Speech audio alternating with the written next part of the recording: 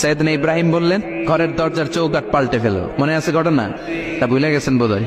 তালাক দিয়ে দিলেন বিবিকে। নতুন সংসার শুরু হলো। আরেকটা বংশীয় নেককার মেয়েকে বিয়ে করলেন। 3 বছর পর সৈয়দনা ইব্রাহিম আবার বেড়াতে আসলেন। আজকেও সৈয়দনা ইসমাইল বাসায় নাই। সৈয়দনা ইব্রাহিম সালাম দিলেন, আসসালামু আলাইক। এবার জাদুমাখা কণ্ঠে, কুকিল কণ্ঠে, মোলায়েম কণ্ঠের একটা মেয়ে ঘরের ভেতর থেকে বলে, ওয়ালাইকুম আসসালাম। ওয়ালাইকুম আসসালাম।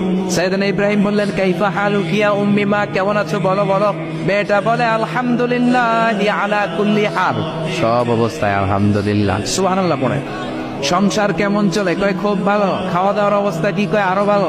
এবার মেয়েটা বলে, কে আপনি?